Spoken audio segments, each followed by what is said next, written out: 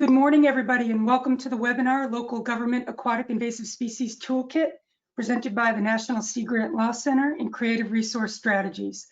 Our project was supported with funding by the U.S. Fish and Wildlife Service.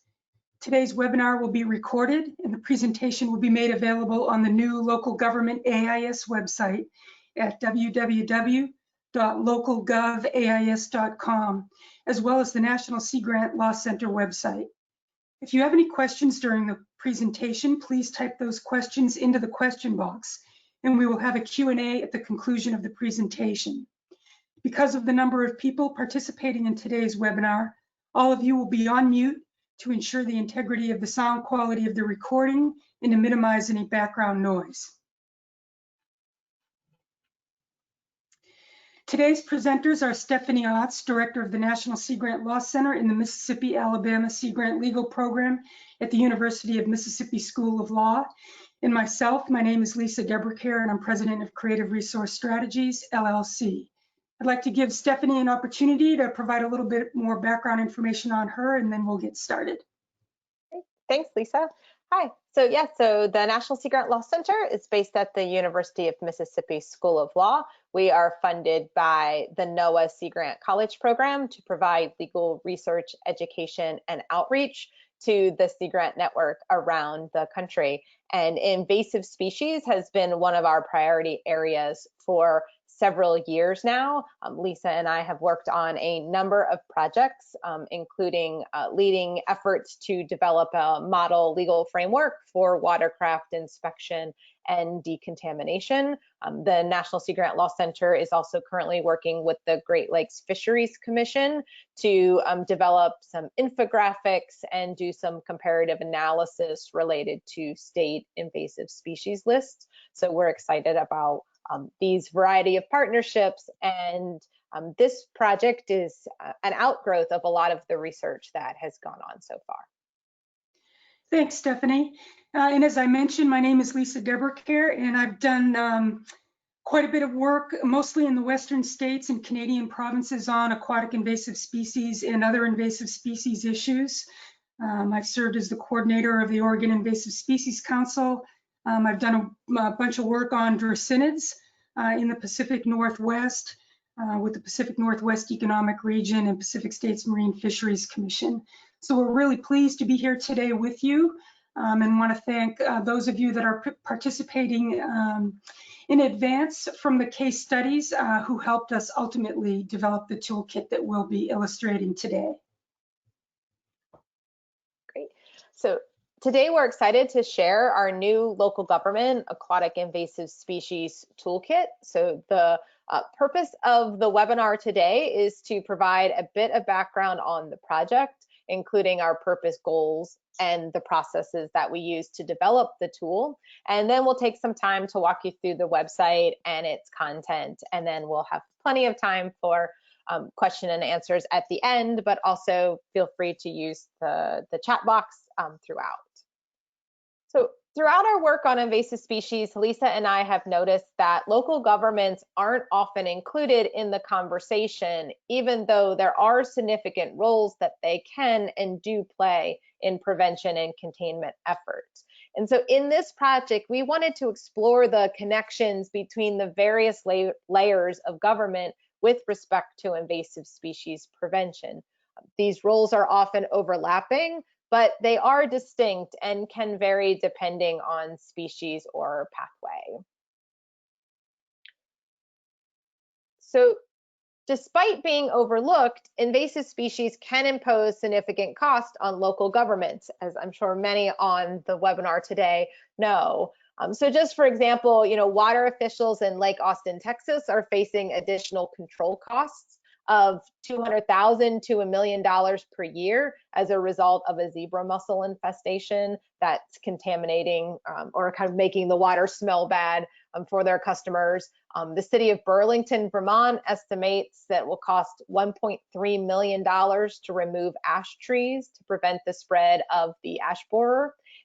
And counties across the country spend millions to prevent and control noxious weeds. So there's a lot of money being spent on this at the local level and a lot of time that local personnel may spend.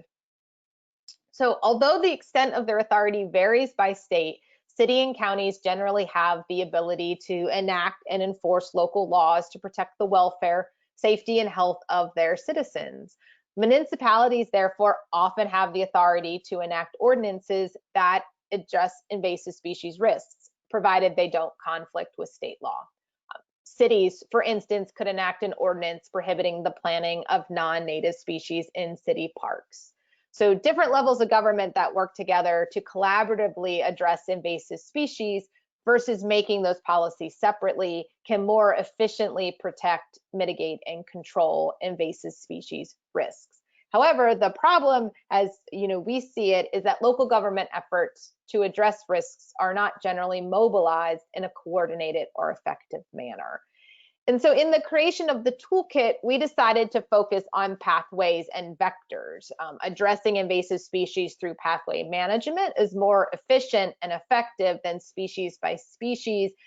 We think it's also a better way to help the levels of government kind of come together around the pathway management.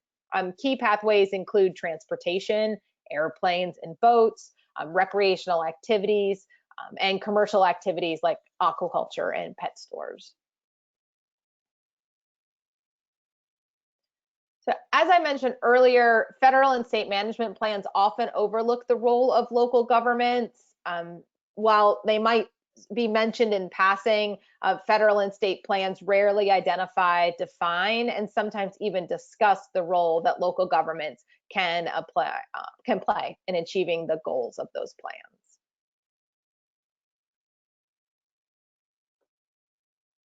So the project goals and objectives for this toolkit were, I should start by mentioning that this project was funded by the U.S. Fish and Wildlife Service.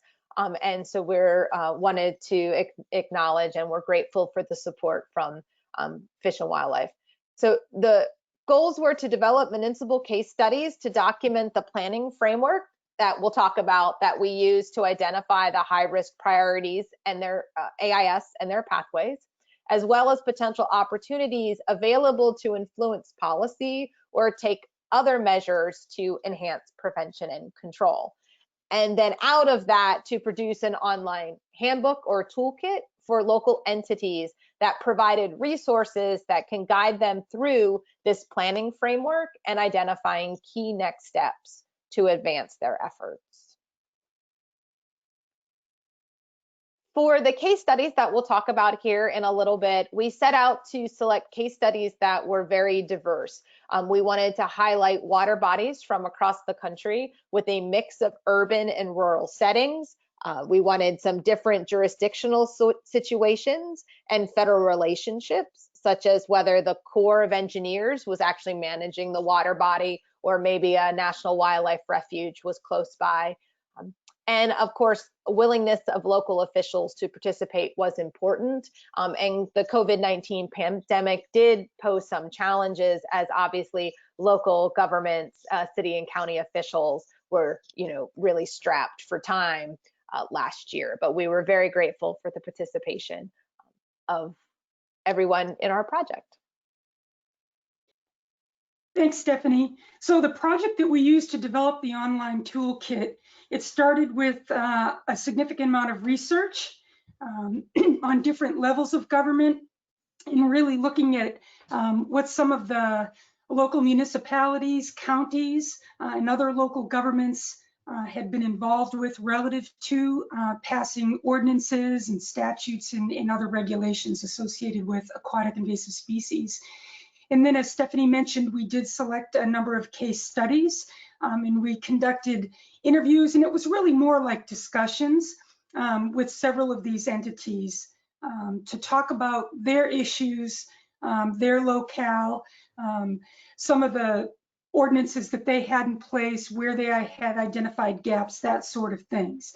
So we tried to, as part of developing the online toolkit, to identify high priority AIS, the priority pathways and sub-pathways of introduction, who was responsible or the likely responsible city or county department, if there were any state laws or regulations currently in place that may have any kind of a nexus at all with the aquatic invasive species issue. If there were any local ordinances or other authorities either already in place or again could potentially have a nexus to the aquatic invasive species issue, and then ultimately make a recommendation on how to address that issue. And so the outcome of it was the development of this online toolkit. And I'm going to end the show now and pull that toolkit over onto the screen for you to walk through it. And again, as a reminder to you all, if you have any questions during the rest of the presentation, please feel free to type them into the question box and we'll have a Q&A at the conclusion. So as Stephanie mentioned, our goal was to assist local governments to help them navigate the regulatory framework associated with high risk priority aquatic invasive species. So as part of this project, we just developed a very brief background. One of the things Stephanie and I did not want to do was develop this gigantic, laborious website. For those of you that already deal with aquatic invasive species issues, generally have some knowledge about them. And there's already a number of websites and information that exist out there on basic information about aquatic invasive species. So we just really wanted to be very brief and just mention some information about navigating the complexity of addressing AIS at the local level. And it can be fairly complex, and we acknowledge and realize that. At the local level, there's often a number of different entities that have different and varying authorities, whether it's a federal agency that's governing the management of a very large reservoir for hydropower, all the way down to a local community lake. There can be a lot of different entities that are involved in that. And so we wanted to recognize and acknowledge that as part of the background. And excuse me, because I do have a very large frog in my throat this morning. So in terms of the regulatory framework, one of the things that we thought would be helpful is to develop a very brief decision tree. And I guess that's the other point we wanted to make this morning, is that we didn't want to develop an online toolkit that was so overwhelming to local governments that they just wouldn't use it. And so we decided to develop this very basic tree just for a local government to ask the question, do I need to even be thinking about a potential ordinance or local regulation? And so this decision tree just walks them through that. You know, ask them to think about, are there any federal or state laws that exist that might address that pathway? If you were to develop a local ordinance, would it support, strengthen the ability to address that pathway? Or is there already a good local regulation in place? So in other words, it's a great idea to do your homework and look around and see if there could be ordinances already in place that could address that pathway. And sometimes it's not a super direct link, and Stephanie's going to talk about that when we go through some of the pathways analysis.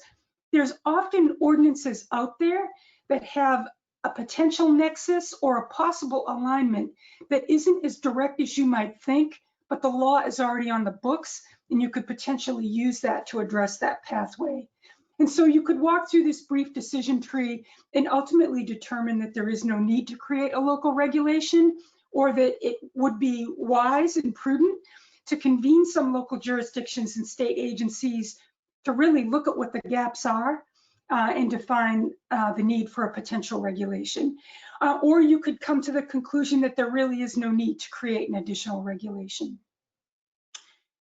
One of the pieces of feedback we've received from local governments since launching the site and doing this analysis is that this page has been very helpful in that it provides some real life actual examples of laws in place throughout the United States at the county level, at the town level, that really address actual live, actual pathways of introduction for high-risk species.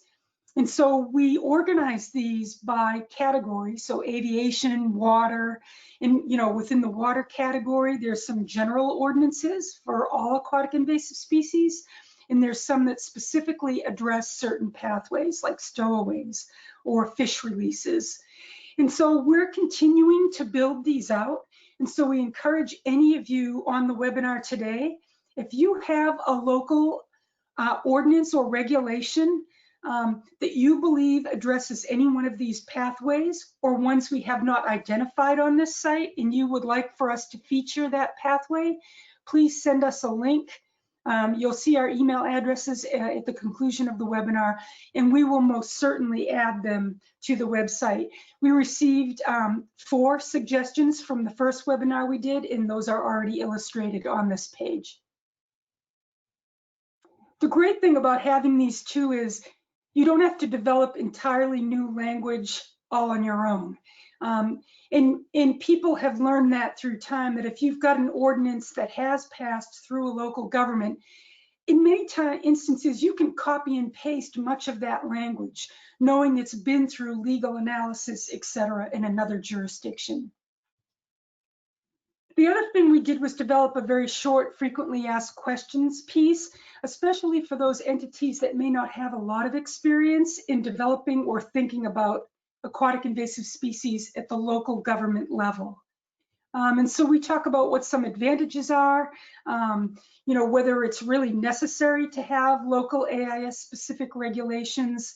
And then of course we always get the question, no matter where we work throughout the United States or even globally, is it a waste of time to think about aquatic invasive species? Aren't they likely going to become established through time? So we've got this short, frequently asked questions.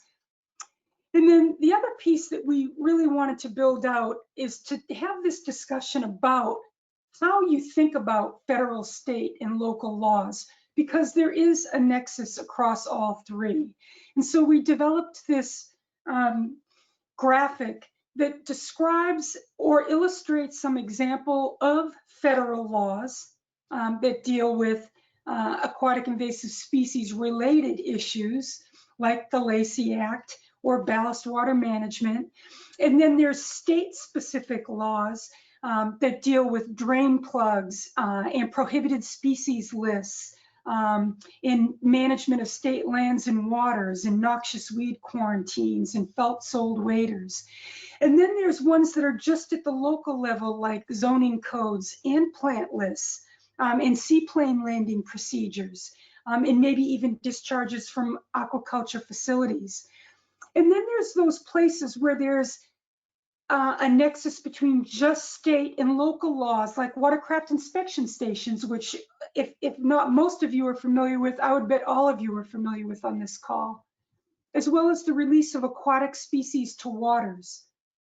There's the nexus between federal and local regulations, and we used an example there of federally listed noxious weeds relative to Farm Service Agency. There's a nexus between federal and state laws relative to the Clean Water Act in prohibiting the interstate transport of prohibited wildlife. And then there's that place where you can say they all come together. And an example of that might be protection of water quality. So we hope this graphic just helps you to think about as you navigate your way through the complexity of dealing with aquatic invasive species regulations. It kind of helps to parse it out and think about them singularly, federal laws, state laws, and local laws, those places where they might intersect, and then those places where they might all come together. The other page of the website that we've received a lot of good feedback on was this. You can go to a number of websites right now and get some national aquatic invasive species plans or some state plans. And what we tried to do was pull in a number of different plans. So plans from large metropolitan areas, just county plans. And you can see Minnesota and Wisconsin really have a great framework for the development of county plans in both their states. They've got some awesome templates and just really great examples. And I encourage any of you as well, if you are aware of any local, state, or tribal plans that are not illustrated on this website, if you would send us a link, we would love to add them to the website. We illustrate some regional plans. We illustrate some water body specific plans, and Lake Whatcom in Washington is a great example of a local water body specific AIS plan. They also have just an awesome county-wide framework for aquatic invasive species prevention efforts as well. We do list the latest versions of all the state government plans, and then of course the National Aquatic Invasive Species Plan. And we've just started listing tribal AIS plans. So again, if you're aware of any others, please send them our way. We'd love to add them to the site. As I mentioned earlier, many of you are likely familiar with it to a great degree on pathways of introduction. We all know from the invasion curve that our biggest bang for our buck is preventing these species from ever becoming either introduced or ultimately established in our water bodies. And so focusing on how they get there is a really good way to think about ultimately developing regulations. And so what we did is list out some pathways, some of the pathway specifics. So if there's an air pathway, we think about planes, helicopters, and then we list the likely organisms that would be transported through each of those pathways. So it's just a helpful way to get you to think about this. This is not our original work. You've probably seen this chart in a number of other places. It's been used globally and of course nationally in the United States. Another page of the website gets you to think about just evaluating risk. Many of you are aware of the importance of risk assessments, how you think about risk frameworks.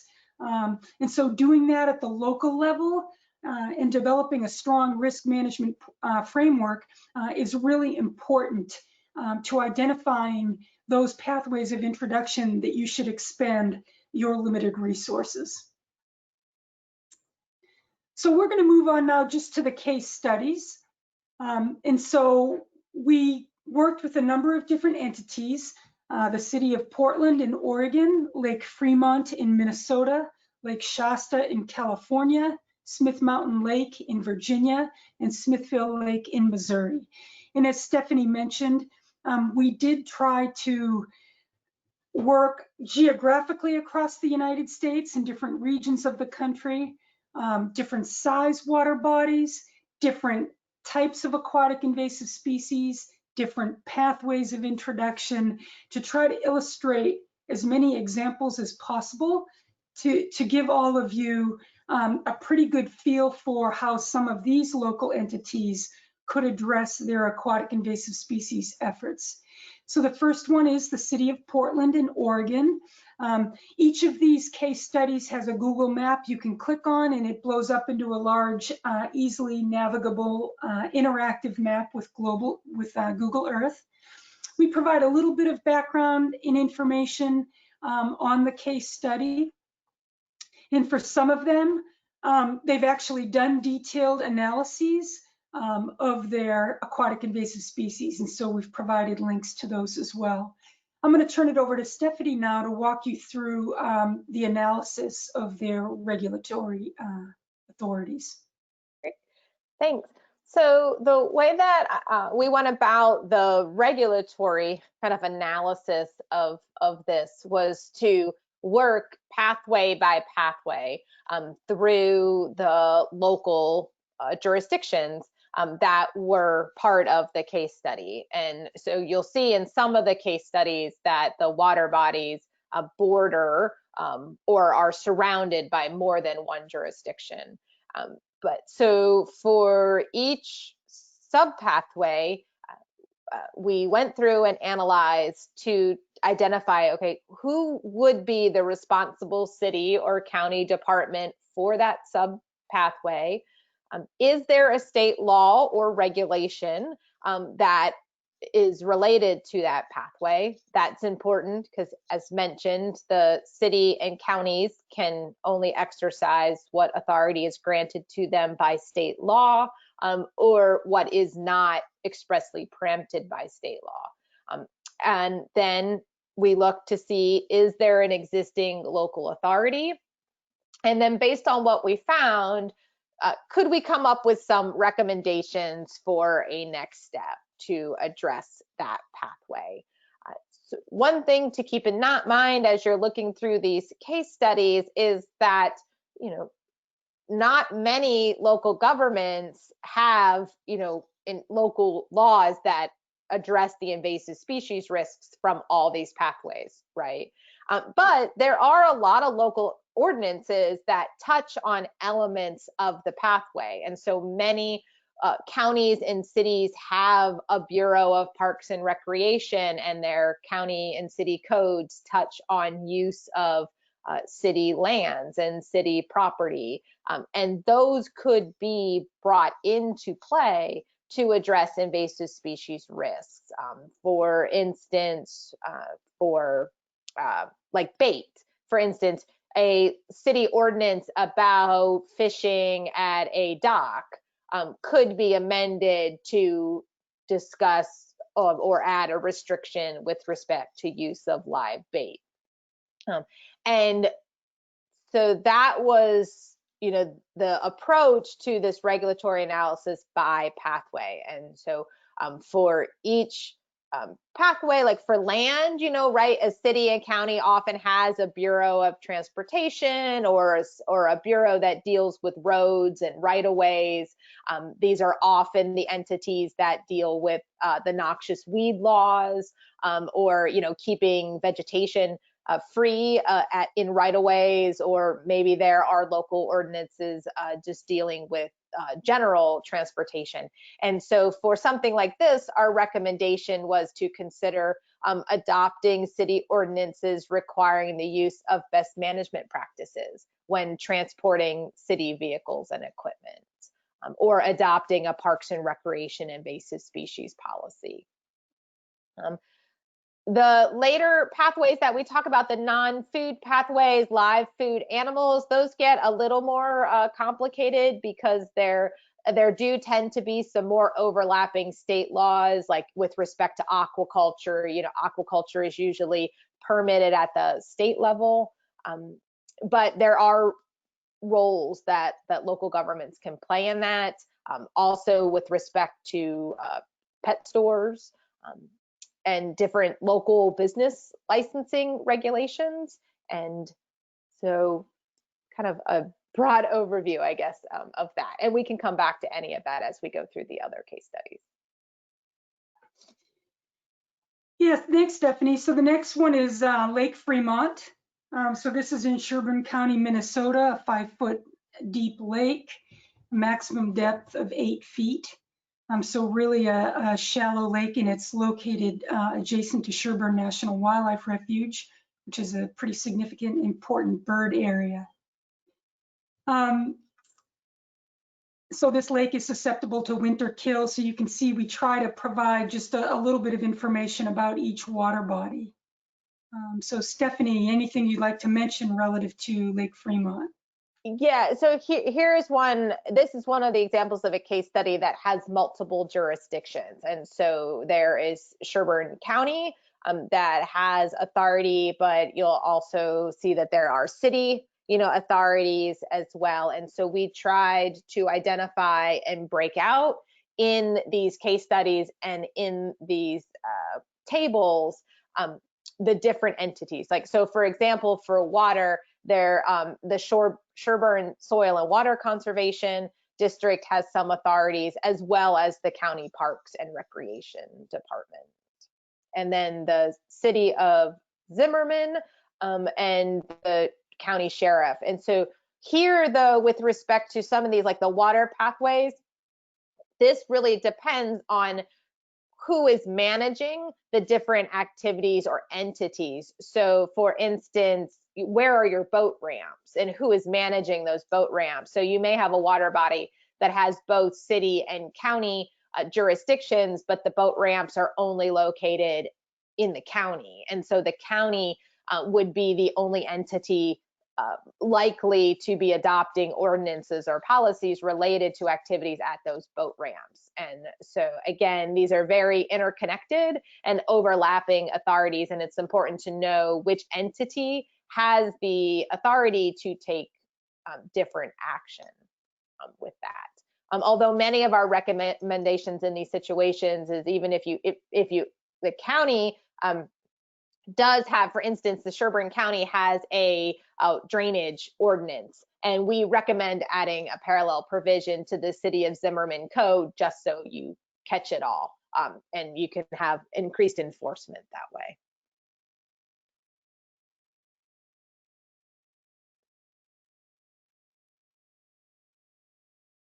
So it really is interesting as you navigate each one of these, what exists out there, what framework exists out there locally that you could tag on to add supporting provisions, policies, or procedures that would strengthen addressing each of these pathways.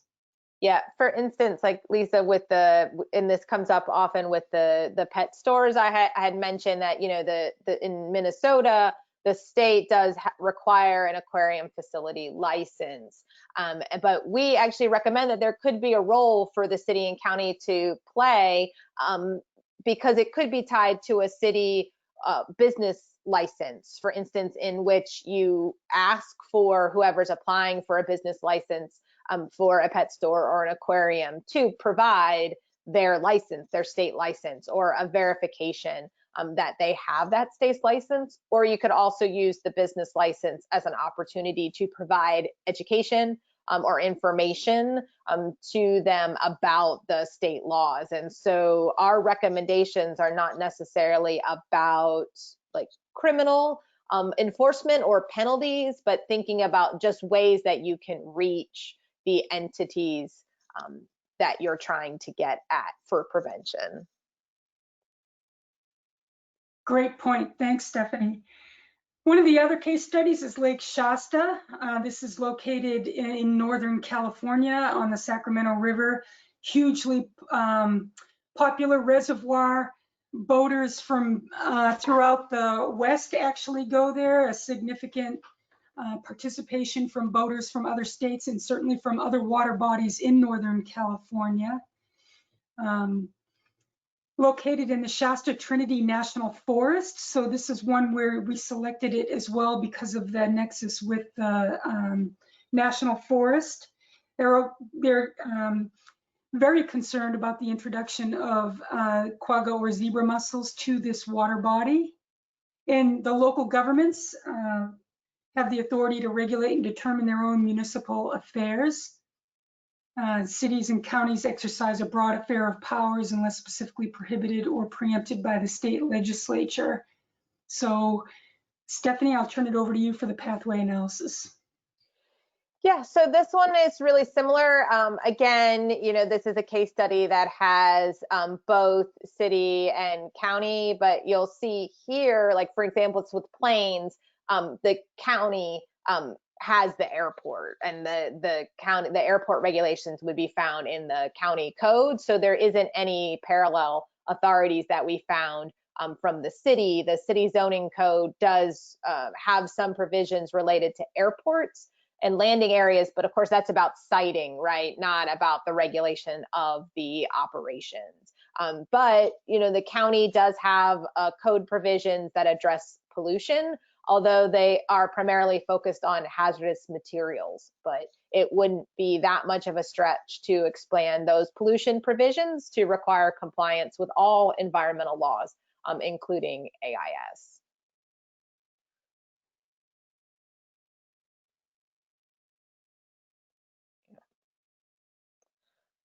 Yeah, and then here you'll see, you know, where there is the interactions between the city and the county, depending on, you know, what entity has authority. And so the Shasta County Sheriff's Office, you know, their code provision for anchorage and moorage actually falls within the sheriff's kind of purview, whereas the city, they have their Parks and Recreational Department.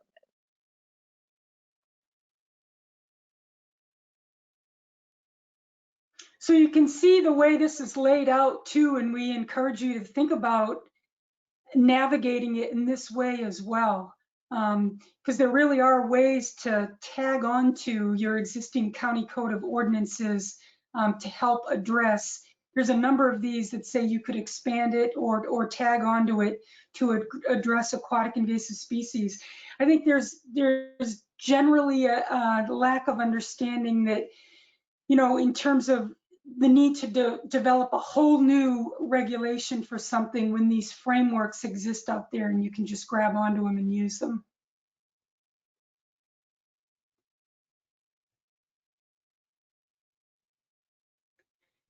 And you can see there's, it even involved looking at like Shasta Lake Development Services, the Board of Supervisors in the county. So there's lots of things that you can think about.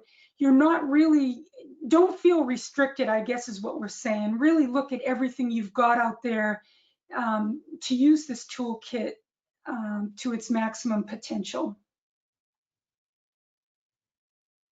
The next case study was Smith Mountain Lake in Virginia, another large water body, second largest freshwater body in Virginia with 500 miles of shoreline.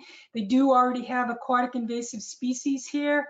This was a really interesting one because in addition to 3 counties, there's also a Tri-County Lakes Administrative Commission. And these commissions also exist. This kind of approach or framework also exists in several places in the Midwest. And so you can see as well, some of the states really are specific about what local governments can and can't do. And so it's important to think about that as well. We did provide links to the Smith Mountain Lake Association and the Tri-County Lakes Commission, so you could see examples of how these places function. But having a very large lake association and a lake commission can be very advantageous to how you think about local regulations. So Stephanie? Yeah, and so Virginia is a unique case study because Virginia is a Dillon rule state. So it's one of the states that the local governments can only exercise the authority expressly granted by the state. But actually, with respect to what we were looking at, local governments in Virginia have many of the same powers as any other states. But it was a very complicated jurisdictional area. They've got some big cities like the city of Roanoke. So the aviation pathways were more on the city side, but as you scroll through and get into water, that became more of a county responsibility. The other complicating factor with this particular case study is that the Appalachian Power Company is the operator of the Smith Lake project under a license from the Federal Energy Regulatory Commission. And so the municipalities don't actually have authority over what happens on the water because of just the way that that water body is managed. The counties have some authority, but again, not as much. And so the recommendations for this case study kind of focus more on working through those commissions to kind of recommend some changes that might be adopted by some of these other non-local entities that are actually in charge of enacting rules or regulations. But there are, the local government, the counties do have parks and recreational departments that are managing county facilities that have either boat ramps or are near the water body, and that there would be opportunities to take action that way. And so as you look at these case studies, you can almost think about it in terms of checking a box, right? So make sure you look at your county regulations, make sure you look at cities, if you've got any water associations, those kinds of things. So it's really almost like going through a linear process of checking these and then chasing down to see any regulations that are in existence that may possibly have a nexus with the aquatic invasive species issue you're addressing. And you'll Yeah, notice that there aren't recommendations for each one of these as well. Sometimes there isn't a great solution to each of these, and you may talk about that a little bit, Stephanie. yeah, so I was going to I think I was going to the same place. So you will notice on some of these case studies in these rows, we have more blanks than others. That may have been because state law kind of filled the area and there wasn't really a role for the local governments, or it wasn't easy to determine what local government would be responsible. And we found no existing code provisions. And so there really wasn't enough data for us to feel comfortable making a recommendation. But this is a bit of a living website. And so I would encourage, if you are from any of the regions of these case studies, we'd love to hear from people about ideas for, how we could continue to build out these case studies. Thanks, Stephanie. The last one is Smithville Lake in Missouri. It's a large reservoir in Clay County, Missouri, just outside of Kansas City. It's administered by the U.S. Army Corps of Engineers. Hugely popular fishing, water skiing, and outdoor recreation lake. And so again, you can see if Stephanie was able to find what, I guess, Stephanie, I'll have you describe each of these paragraphs as well. Yeah, so like every state is different in how they kind of set up their municipal structuring grant authority. So the local governments are the creatures of the state. Local governments in Missouri can exercise only those authorities granted by the Constitution and the state legislature. But some cities and counties have been granted kind of what's known as home rule status, which grants them broad authority over local affairs. So, and we tried to kind of give a sense of where the authority for the local municipalities was coming from. This is also a case study that has a kind of a lot of different moving pieces between counties and cities, and how cities are authorized to operate an airport versus counties. And so in this situation, cities are authorized to operate airports, but the airport is not in the municipal jurisdiction. But Clay County does operate an airport, and so they had ordinances, and that led to some recommendations. But like seaplane operations, because this is a core reservoir, the seaplane operations would be regulated by the Corps of Engineers. And so another added layer to jurisdiction.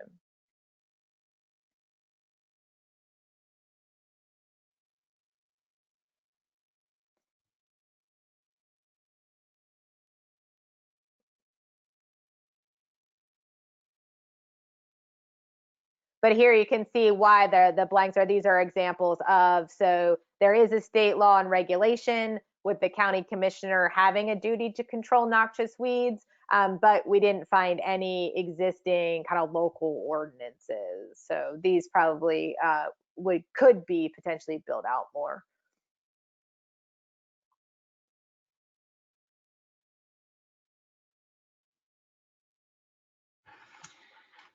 Okay, so that is the online toolkit. We do have a question. If any of you have any questions for Stephanie or myself, please feel free to ask it in the question box.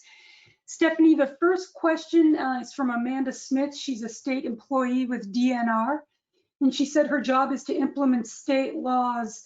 Do you have thoughts on how I can support local governments with this pathway regulatory lens? Yeah, that's a great question. So I think that local governments often just need some direction or guidance as to how best they can fit in, like what would help at the local level. So when I was doing some of this analysis, I thought about ways that local governments could help ensure that state laws were being implemented, or kind of serve as a check, in the sense that we're not suggesting the local government would add another layer of bureaucracy or enforcement, But if state licenses are required, but the activities are obviously happening on the local level, the local government can help the state verify that that's happening, right? But it's not always clear. Maybe when looking at a large state regulatory program, where the state could best use the services or the help of a local government. So I think people looking at state programming might think about, oh, this would be really useful if the local government could help with this, and then kind of provide that guidance to local cities and counties to just help direct them towards where their efforts could be best used, if that makes sense. Thanks, Stephanie.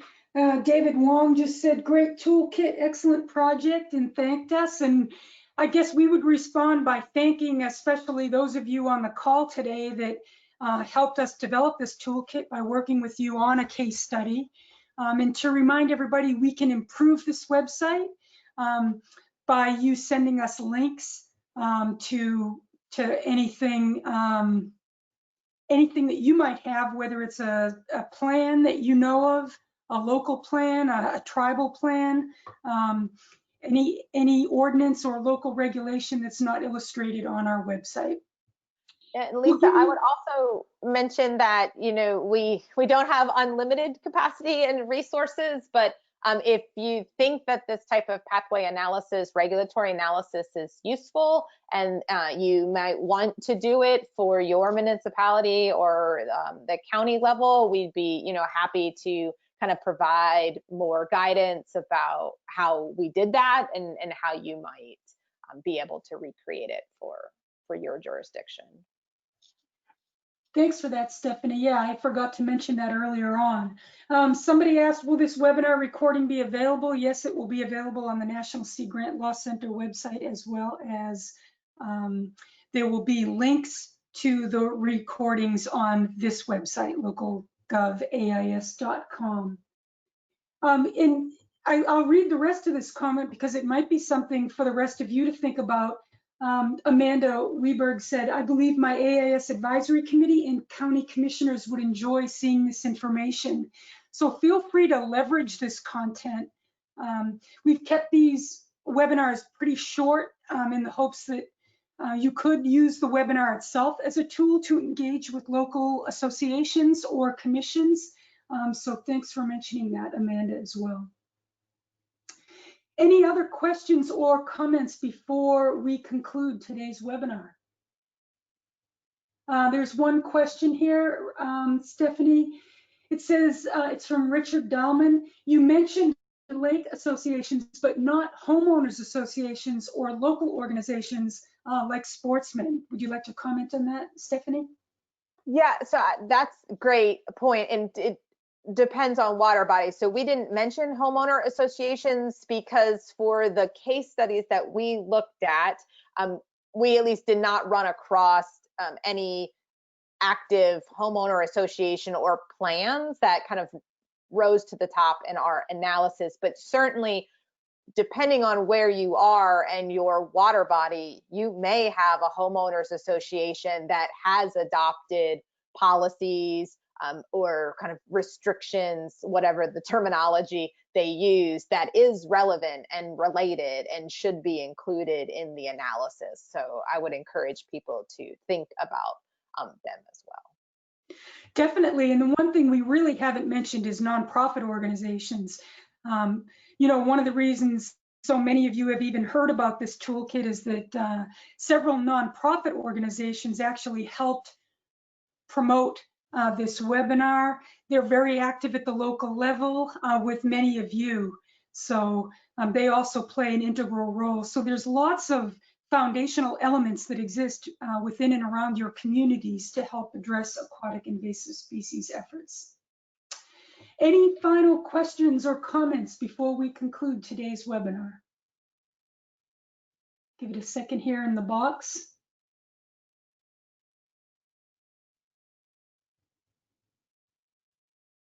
All right, well, Stephanie and I really want to thank you for your time today. Thank you for everything you're doing relative to aquatic invasive species prevention and control efforts.